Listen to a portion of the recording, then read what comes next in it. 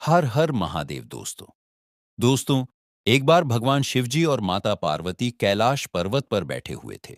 तब भगवान शिवजी माता पार्वती से कहते हैं, हे गौरी, आज मैं तुम्हें एक ऐसी कथा सुनाऊंगा जिसे सुनने के बाद तुम्हें एक बहुत ही महत्वपूर्ण ज्ञान की बात प्राप्त होगी। एक ऐसी ज्ञान की बात जिसे सुनकर वैवाहिक जीवन सुखद हो जाता है। तब माता पार्वती भगवान शिवजी से कहती है, हे प्रभु, यदि यह कथा मुझे जीवन में ऐसा कोई अमूल्य ज्ञान दे सकती है, तो मैं इस कथा को पूरी श्रद्धा और मन से सुनूंगी। पहले आप ये बताइए कि मुझे कौन सी ज्ञान की बात प्राप्त होगी। तब भगवान शिवजी कहते हैं, हे गौरी, इस कथा को सुनने के पश्चात तुम यह समझ पाओगी कि चाहे कोई कितने भी सगे संबंधी क्यों ना हो, इन तीन लोगों के साथ स्त्री को कभी अकेले नहीं छोड़ना चाहिए। तब माता पार्वती कहती है, हे प्रभु, ठीक है, यदि इस कथा से मुझे यह ज्ञान की बात प्राप्त होगी, तो मैं निश्चित ही इस कथा को पूरा और मन से सुनूंगी। कृपया आप इस कथा को प्रारंभ कीजिए। तो दोस्तों, कथा शुरू करने से पहले मैं आप सभी से एक विनम्र आग्रह करना चाहता हूं। अगर आप हमारे चैनल पर नए हैं, तो हमारे चैनल को सब्सक्राइब जरूर करें और बेल आइकॉन को ऑन करें, ताकि ऐसी ही आध्यात्मिक और ज्ञानवर्धक कथाएं आप तक सबसे पहले पहुंचे। वीडियो को लाइक करें और अपने मित्र परिवार के साथ भी शेयर जरूर करें। कमेंट बॉक्स में लिखिए, हर हर महादेव। तो चलिए कहानी को शुरू करते हैं। भगवान शिव जी कहते हैं, हे गौरी, एक समय की बात है। किसी एक राज्य में एक राजा राज करता था। उसके दो पुत्र और एक पुत्री थी। वही उस राज्य में एक बूढ़ी महिला भी रहा करती थी, जो बहुत ही निर्धन थी। उस बूढ़ी महिला की दो बेटियां थीं। घरों में छोटे छोटे काम करके उसकी जो भी कमाई होती थी, उसी से वह अपनी दोनों बेटियों का पालन पोषण करती थी। जैसे जैसे समय बीता, उसकी दोनों बेटियां जवान हो गई। वही एक दिन छोटी बहन ने अपनी बड़ी बहन से कहा, दीदी, माँ को हर दिन दूसरों के घर पर काम करना होता है। वो दूसरों के घरों में काम करके हम दोनों का पालन करती है। इससे माँ को बहुत ही कष्ट सहना पड़ता है। इसलिए मैं चाहती हूँ कि मैं उनकी मदद करूं। तब बड़ी बहन कहने लगी, हाँ बहन, मदद करना तो मैं भी चाहती हूँ, लेकिन मदद कैसे करें, यह समझ में नहीं आता। वही छोटी बहन कहने लगी, दीदी, मैं तुम्हें एक राज की बात बताती हूँ कि मुझको फूलों का पेड़ बनना आता है। इसलिए मैं फूलों का पेड़ बन जाऊंगी और फिर तुम उसमें से फूल तोड़कर टोकरी भर लेना। और फिर बाद में हम उन फूलों को बेचकर हम पैसा कमा लेंगे, जिससे हमारी माँ की मदद हो जाएगी। वही छोटी बहन की बात सुनकर बड़ी बहन को आश्चर्य हुआ।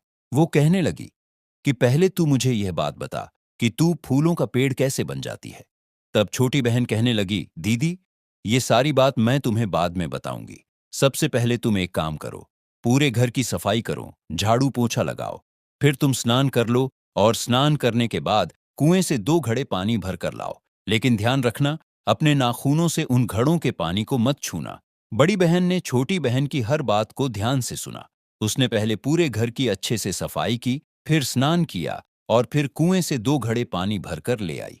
वहीं उनके घर के सामने एक बहुत बड़ा पेड़ था। फिर बड़ी बहन ने उस पेड़ के नीचे की जगह को भी साफ सुथरा कर दिया। इसके बाद छोटी बहन ने बड़ी बहन से कहा, दीदी, अब मैं इस पेड़ के नीचे बैठकर माता लक्ष्मी का ध्यान करूंगी।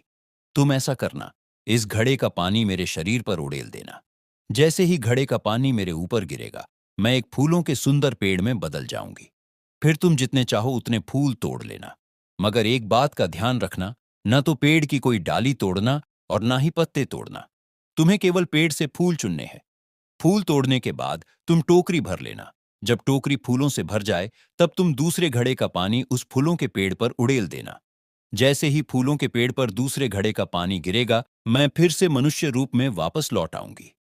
भगवान शिव कहानी सुनाते हुए आगे कहते हैं, हे गौरी, इस तरह छोटी बहन ने बड़ी बहन को सब कुछ समझा दिया और फिर पेड़ के नीचे बैठकर ध्यान करने लगी।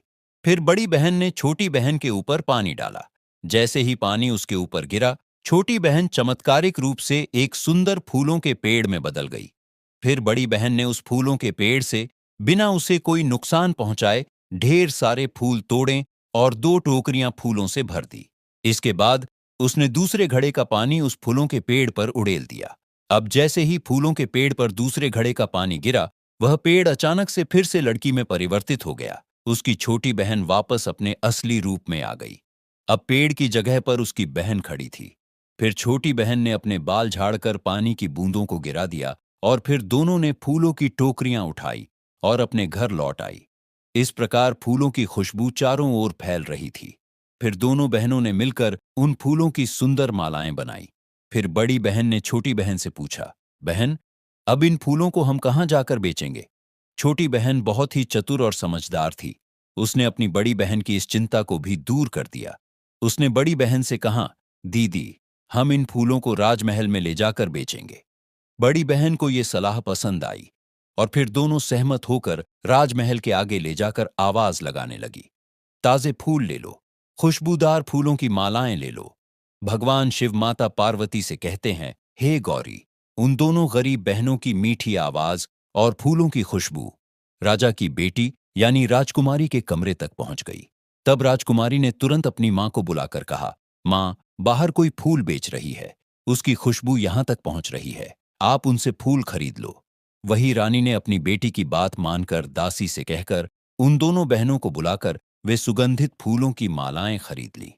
फिर रानी ने दोनों बहनों से कहा, इन फूलों की क्या कीमत है? तब दोनों बहनें कहने लगी, हे महारानी, हम गरीब लोग हैं, आपको जितना देने का मन करे आप हमें दे दीजिए।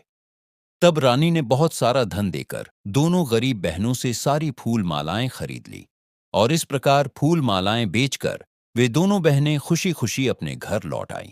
घर आकर उन्होंने अपनी मां को कुछ नहीं बताया। छोटी बहन ने बड़ी बहन से कहा, दीदी, इन पैसों को कहीं अच्छे से छुपा दो, अभी मां को कुछ मत बताना। हो सकता है यदि मां को पता चल गया तो वह हमसे नाराज हो जाएगी। भगवान शिव कहानी सुनाते हुए आगे कहते हैं, हे गौरी, उस दिन से दोनों बहनें रोज सुबह फूलों की टोकरी लेकर घर से निकलती और उन्हें बेचकर वापस घर लौटती। धीरे धीरे उनके पास अच्छे खासे पैसे जमा हो गए। फिर एक दिन बड़ी बहन ने अपनी छोटी बहन से कहा, बहन, अब तो हमारे पास काफी पैसा हो गया है, क्यों ना हम मां को बता दें।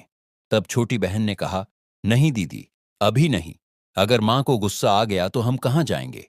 भगवान शिव कहते हैं, हे गौरी, जैसे जैसे पैसे जमा होते गए वैसे वैसे उन दोनों बहनों का लालच भी बढ़ता गया। वही एक दिन राजा का बेटा यानी राजकुमार राजमहल में लौटकर आता है तो वो फूलों को देखता है और फूलों की खुशबू से प्रभावित हो जाता है। तब वह अपनी मां से पूछता है, मां, मैंने पहले कभी ऐसे महकते फूल नहीं देखे, ये फूल कहां से आते हैं? इन फूलों की खुशबू बहुत ही आकर्षक है।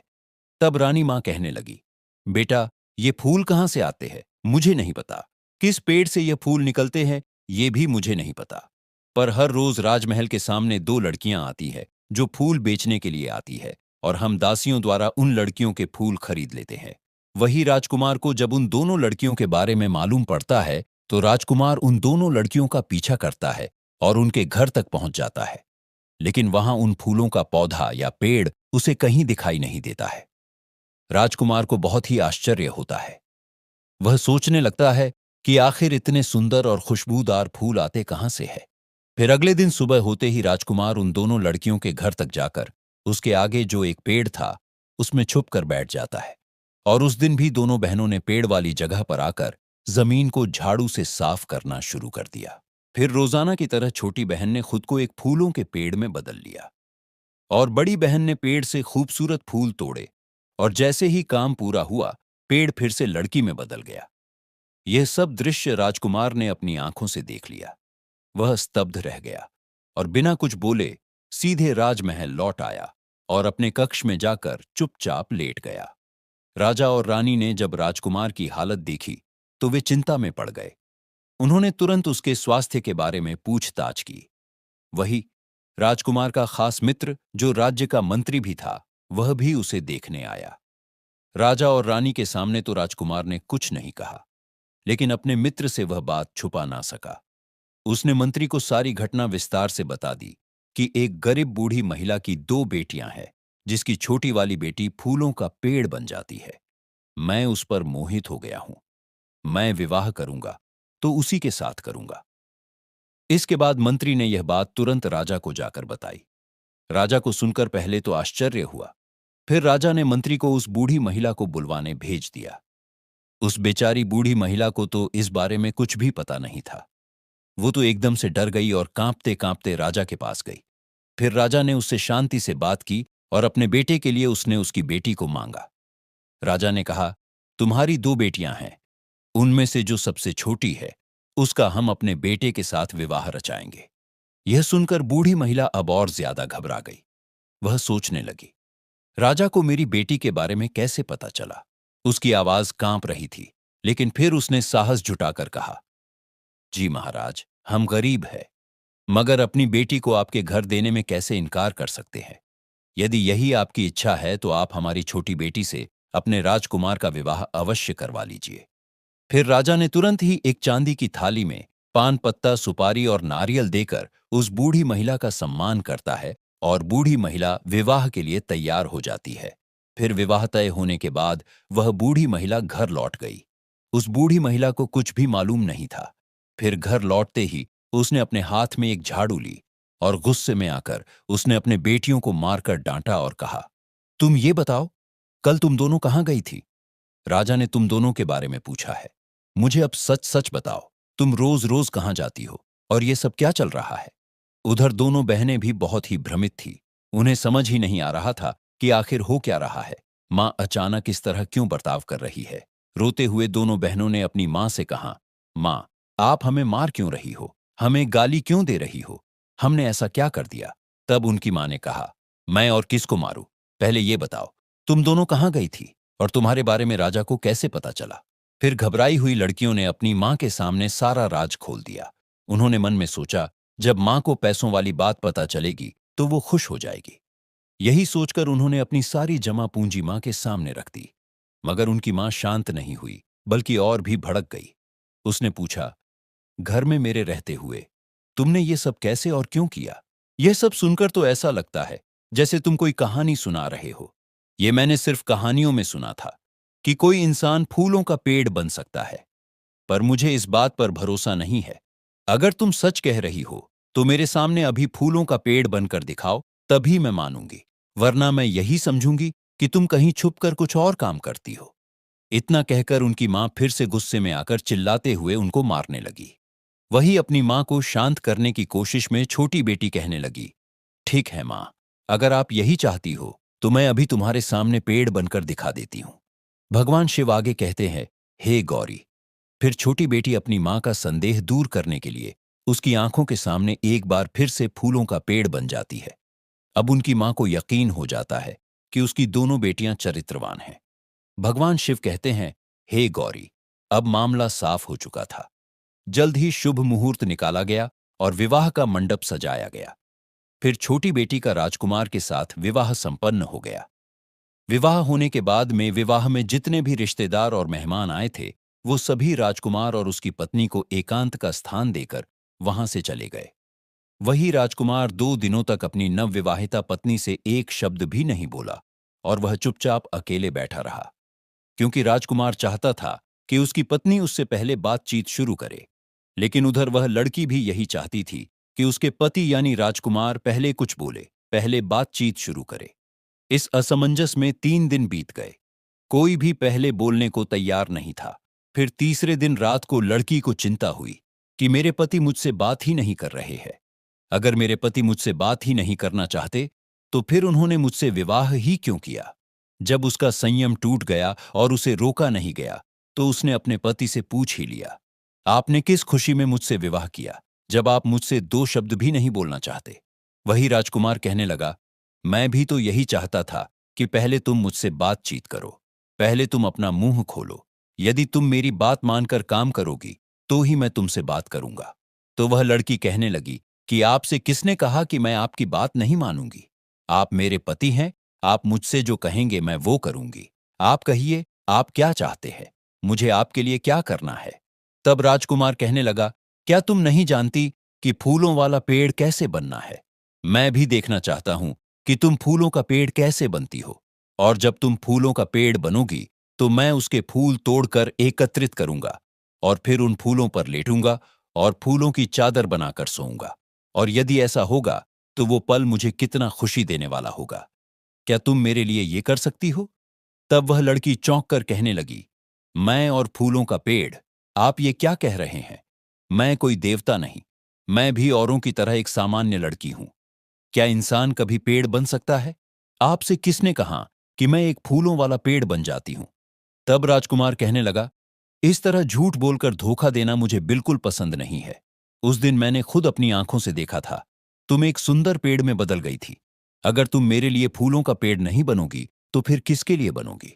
वही अपने पति की बात को मानकर लड़की ने अपने आंचल से अपने आंसू पोंछे और फिर कहा, प्रियतम, आप गुस्सा ना हो। अगर आप इतना जोर दे रहे हैं, तो मैं आपके लिए जरूर फूलों का पेड़ बनूंगी। आप जो चाहेंगे, मैं वैसा ही करूंगी। यदि आप सच में मुझे फूलों के पेड़ के रूप में देखना चाहते हैं, तो 2 मटकों में पानी भर लाइए। फिर राजकुमार तुरंत 2 घड़े पानी लेकर आ गया। इसके बाद राजकुमार ने यह सुनिश्चित किया कि कोई देख ना सके। उसने कमरे के सारे दरवाजे और खिड़कियां बंद कर दिए। वही लड़की ने राजकुमार से कहा, प्रियतम, जब मैं फूलों का पेड़ बन जाऊंगी, तब आप जितने चाहें फूल छून लेना। लेकिन एक बात का ध्यान रखना, किसी भी हालत में पेड़ की किसी भी डाली को मत तोड़ना और ना ही कोई पत्ता तोड़ना। और जब आप फूलों को चुन लो, तो दूसरे घड़े का पानी मुझ पर उड़ेल देना, ताकि मैं वापस अपने असली रूप में लौट सकूं। फिर राजकुमार को समझाने के बाद वो लड़की कमरे में ध्यान लगाकर बैठ गई। लड़की के ध्यान मग्न होने के बाद राजकुमार ने ठीक समय पर पहले घड़े का जल उसके ऊपर उड़ेल दिया। घड़े का पानी डालते ही वो लड़की फूलों के पेड़ में बदल गई। पूरे कमरे में फूलों की सुगंध फैल गई। इसके बाद राजकुमार ने बहुत सारे फूलों को चुन लिया और फिर उसने दूसरे घड़े का पानी उस पेड़ पर उड़ेल दिया। जैसे ही दूसरे घड़े का पानी उस पेड़ पर पड़ा, वह लड़की फिर से अपने मानवीय रूप में लौट आई। उसने अपने बिखरे हुए बालों को ठीक किया और चुपचाप खड़ी हो गई। इस प्रकार राजकुमार फूल फैलाकर उस पर लेट गया। फिर कुछ दिनों तक दोनों के बीच में यही चलता रहा। राजकुमार रोजाना सुबह मुरझाए हुए फूलों को खिड़की से बाहर फेंकता रहा। धीरे धीरे उन सूखे फूलों का इतना बड़ा ढेर जमा हो गया कि वो अब एक पहाड़ सा दिखने लगा। इसी बीच एक दिन राजकुमार के छोटे भाई ने जब वह फूलों का ढेर देखा, तो उसने अपनी मां से जाकर कहा, मां, देखो भैया और भाभी बहुत सारे फूल लाते हैं और सुबह होते ही खिड़की से बाहर फेंक देते हैं। मगर देखो, मुझे आज तक किसी ने एक भी फूल नहीं दिया। आखिरकार इतने सुंदर और खुशबूदार फूल कहां से आते हैं? छोटे बेटे की बात सुनकर उसकी मां कहने लगी, बेटा, चिंता मत कर, मैं तुम्हारे भैया और भाभी से कहकर तुम्हें फूल दिला दूंगी। भगवान शिव जी कहानी सुनाते हुए आगे कहते हैं, हे गौरी, एक दिन की बात है। बड़ा राजकुमार किसी काम से राजमहल से बाहर गया हुआ था। वही उसके छोटे भाई ने किसी तरह से यह रहस्य जान लिया कि उसकी भाभी खिलते हुए फूलों का पेड़ बन जाती है। उसने अपने मित्रों से कहा कि आज हम सभी मित्र एक बगीचे में खेलने के लिए जाएंगे। तुम अपने साथ अपनी भाभियों को लेकर आना और मैं भी अपने साथ अपनी भाभी को लेकर बगीचे में आऊंगा। सभी मिलकर एक साथ खेलेंगे, क्योंकि मेरी भाभी खिलते हुए फूलों का पेड़ बन जाती है। और जब हम अपनी भाभी को फूलों का पेड़ बनते देखेंगे, तो मुझे बहुत खुशी होगी और तुम सबको भी बहुत खुशी होगी। मेरे साथ तुम सभी को भी सुंदर और खुशबूदार फूल मिल जाएंगे। छोटे राजकुमार की बात सुनकर उसके मित्र कहने लगे, ठीक है मित्र, तुम भी अपनी भाभी को लेकर बगीचे में आना। हम भी तुम्हारी भाभी को फूलों का पेड़ बनते देखना चाहते हैं और हम भी अपनी भाभियों को बगीचे में लेकर आएंगे। भगवान शिवजी कहानी सुनाते हुए आगे कहते हैं, हे गौरी, फिर छोटा राजकुमार अपने मित्रों से वादा करके अपने महल वापस आ जाता है और अपनी भाभी को साथ ले जाने के लिए अपनी मां से अनुमति मांगता है। अपने छोटे बेटे की बात को सुनकर मां ने उससे कहा, बेटा, यदि तुम अपनी भाभी को अपने साथ बगीचे में लेकर जाना चाहते हो, तो ठीक है, मैं तुम्हारे भाई से बात करती हूं। इसके बाद मां और छोटे भाई की इच्छा को देखकर बड़े राजकुमार ने अपनी पत्नी को छोटे भाई के साथ जाने की अनुमति दे दी। फिर रानी मां ने अपने छोटे बेटे से कहा, बेटा, अपनी भाभी को साथ लेकर तो जा रहे हो, मगर शाम को उसे सुरक्षित घर पर लेकर आना। वही छोटा राजकुमार अपनी मां को वचन देता है और अपनी भाभी को लेकर एक बगीचे में पहुंच जाता है। उधर छोटे राजकुमार के मित्र भी अपनी अपनी भाभियों को लेकर उस बगीचे में आ जाते हैं। फिर सभी स्त्रियां बाग में झूला झूलती है। इसी बीच छोटे राजकुमार के मन में खोट आ जाती है। फिर वो अपनी भाभी की ओर देखकर भाभी से कहता है, भाभी, आपके बालों में जो गजरा सजा है, वो कितना सुंदर लग रहा है और मेरे मित्रों की भाभियों के बालों पर गजरा नहीं है। इसलिए मैं चाहता हूं कि आप खिलते हुए फूलों का पेड़ बन जाओ, क्योंकि मैं आपके अंदर का राज जानता हूं कि आप खिलते हुए फूलों का पेड़ बन जाती हो, जिससे मेरे मित्रों की भाभियां भी उस खूबसूरत फूलों को तोड़कर अपने बालों में फूलों का गजरा लगा लेंगी। अपने देवर की बात सुनकर भाभी एकदम से चौंक जाती है। वह अपने देवर से कहने लगी, तुम ये क्या बकवास कर रहे हो? तुमसे किसने कहा कि मैं फूलों का पेड़ बन जाती हूं? मैं भी तुम्हारी तरह एक इंसान हूं। पागलों जैसी बातें मत करो। वो गुस्से में कहती है, मुझे आज तुम्हारे साथ यहां आना ही नहीं चाहिए था। लेकिन देवर अपनी जिद पर अड़ा रहता है। वो कहता है, भाभी, मुझे मालूम है आप केवल भैया के लिए ही फूलों का पेड़ बन जाओगी, मेरे लिए नहीं। अपने देवर के मुंह से ऐसी बात सुनकर राजकुमारी को ठीक नहीं लगा और वह फूलों का पेड़ बनने के लिए तैयार हो जाती है। फिर राजकुमारी 2 घड़ा पानी मंगवाती है और छोटे राजकुमार को सावधान करते हुए अपने ऊपर पानी डालने का सारा काम बताती है। इसके बाद राजकुमारी ध्यान लगाने के लिए बैठ जाती है। राजकुमार अपनी भाभी के ऊपर मोहित हो जाता है और 1 घड़ा पानी उसके ऊपर उड़ेल देता है। तभी राजकुमारी अधूरा पेड़ बन जाती है, क्योंकि राजकुमार ने ठीक ढंग से पानी नहीं डाला। इसके बाद छोटा राजकुमार अपनी भाभी से कहता है, मैं दूसरे घड़े का पानी तभी डालूंगा जब तुम मेरे साथ विवाह करोगी। मैं तुमसे प्रेम करने लगा हूं। देवर की बात सुनकर राजकुमारी कहती है, शर्म नहीं आती तुम्हें? मैं एक चरित्रवान स्त्री हूं। मैं तुम्हारे बड़े भाई की पत्नी हूं। तुम्हारी हिम्मत कैसे हुई जो तुम अपने भाई की पत्नी से छल करते हो? भगवान शिव माता पार्वती से कहते हैं, हे गौरी। तब तक शाम हो चुकी थी। बिजली चमकने लगी और आसमान से मूसलधार बारिश होने लगी। बारिश शुरू होते ही राजकुमार के मित्रों की भाभियों ने फूल तोड़ने शुरू कर दिए और फूलों के साथ वह पेड़ की पत्तियां भी तोड़ने लगी। यह देखकर छोटे राजकुमार ने पेड़ और टहनियां तोड़ने से मना भी नहीं किया, क्योंकि वह अपनी भाभी से नाराज हो गया था। वह अपने मोह और क्रोध में अंधा हो चुका था। बारिश जब तेज होने लगी तो छोटे राजकुमार ने अपनी भाभी के ऊपर उल्टा सीधा घड़े का जल डालकर अपने मित्रों के साथ महल लौट आया। उधर राजकुमारी इंसान तो बनी, मगर इंसान का आकार नहीं रहा, क्योंकि पेड़ की पत्तियां और डाल टूटने से उसके हाथ पैर भी नहीं थे। शरीर पर घाव थे। बारिश के पानी में बहते हुए किसी तरह नाले में राजकुमारी का अधूरा शरीर गिर पड़ा, क्योंकि पानी तेजी से बह रहा था और राजकुमारी की बचने की कोई उम्मीद नहीं थी। इस प्रकार एक एक चौड़े पत्थर से टकराकर राजकुमारी का शरीर बहना रुक गया और वो बच गई।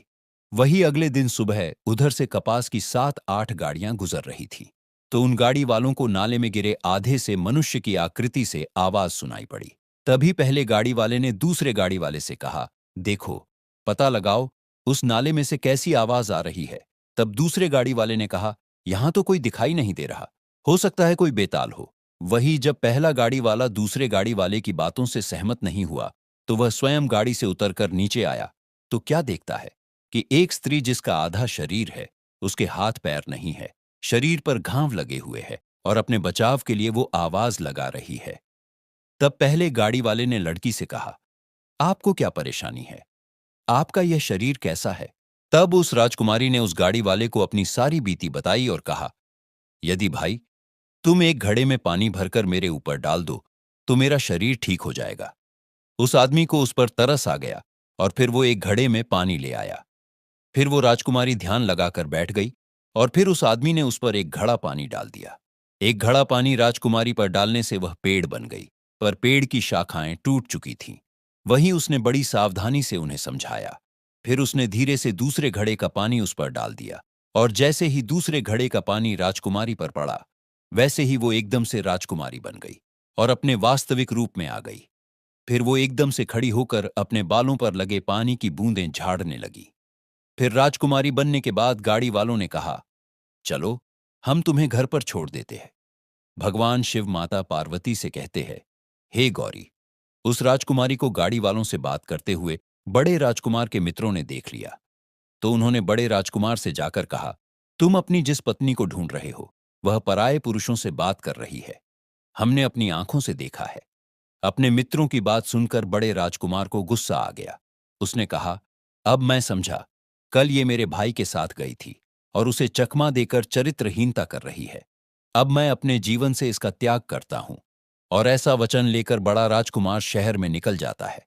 वही एक स्थान पर राजकुमारी की नजर उसके पति यानी बड़े राजकुमार पर पड़ती है। वह गाड़ी से उतरकर अपने पति के चरणों को स्पर्श करती है। तब राजकुमार अपनी पत्नी को खरी खोटी सुनाता है और अपने जीवन से त्याग देने की बात बताता है। तब राजकुमारी भगवान विष्णु जी का ध्यान लगाती है और कहती है, हे प्रभु, आपके अलावा अब मेरे पवित्रता का प्रमाण देने वाला कोई दूसरा नहीं है। क्योंकि राजकुमारी एक पतिव्रता स्त्री थी, इसलिए तुरंत ही भगवान विष्णु जी एक साधु के रूप में प्रकट होते हैं और राजकुमार से कहते हैं, बेटा, तुम्हारी पत्नी जिस पर तुम दोष लगा रहे हो वह एक पतिव्रता स्त्री है, चरित्रवान स्त्री है। फिर साधु रूपी भगवान विष्णु जी ने राजकुमारी से कहा, बेटी, तुम अपने पति को सारी घटना के बारे में बताओ। साधु के कहने पर राजकुमारी ने अपने पति राजकुमार को सारी बात बताई। जब राजकुमार को सारी बात पता लगती है तो वो अपनी गलती पर पछतावा करता है और अपनी पत्नी को गले से लगाता है। तब राजकुमार साधु रूपी भगवान विष्णु से कहता है, हे गुरुवर, जीवन में ऐसा दिन दोबारा देखने को ना मिले, इसके लिए मुझे क्या करना चाहिए?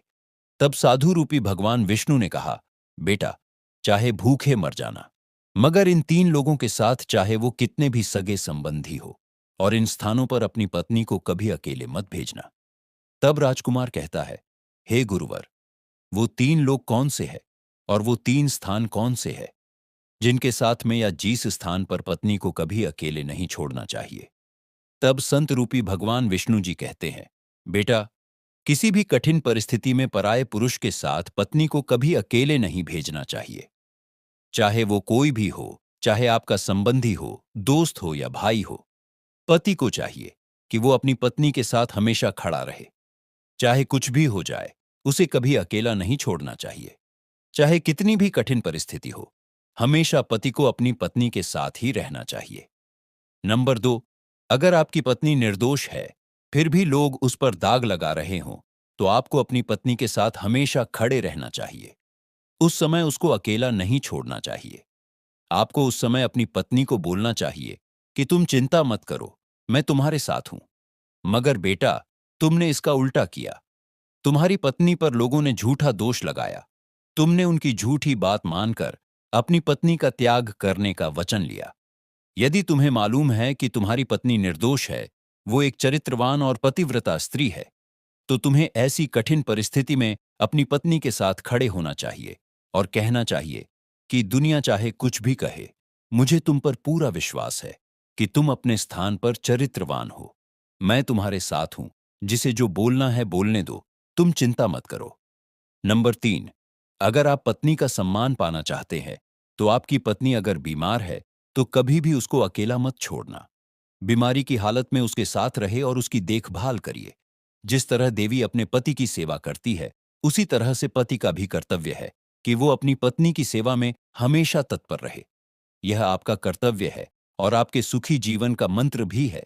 जो भी पुरुष गृहस्थ जीवन में अपनी पत्नी को इन 3 कठिन परिस्थितियों में नहीं छोड़ता है, वह पुरुष हमेशा अपने गृहस्थ जीवन में सुखी रहता है। यह कहकर साधु रूपी भगवान विष्णु जी अंतर्ध्यान हो जाते हैं। फिर राजकुमार अपनी पत्नी को लेकर अपने राजमहल में आता है और अपनी मां को सारी बात बताता है। वही बहुत दिनों से राजा अपने बहू बेटे को तलाश रहे थे। उनके लौटने से राजा भी बहुत खुश हो जाते हैं और दोनों के साथ घटी घटना से कुपित होकर राजा अपने छोटे बेटे को दंड देते हैं। दोस्तों, कहानी सुनाने के बाद माता पार्वती भगवान शिव जी से कहती है, हे प्रभु, वास्तव में इन 3 स्थानों पर किसी भी पुरुष को अपनी पत्नी को कभी अकेले नहीं छोड़ना चाहिए, तभी वैवाहिक जीवन सुखद हो सकता है। तो दोस्तों, उम्मीद है यह कहानी आपको अच्छी लगी होगी। यदि आपको यह वीडियो अच्छी लगी हो तो लाइक करें और इसे अपने दोस्तों एवं परिवार के साथ भी शेयर अवश्य करें। और हां, यदि आप ऐसी ही ज्ञानवर्धक कथाएं सुनना चाहते हैं तो हमारे चैनल को अभी सब्सक्राइब करें। कमेंट बॉक्स में लिखिए हर हर महादेव। भगवान भोलेनाथ की कृपा आप सभी पर हमेशा बनी रहे। धन्यवाद।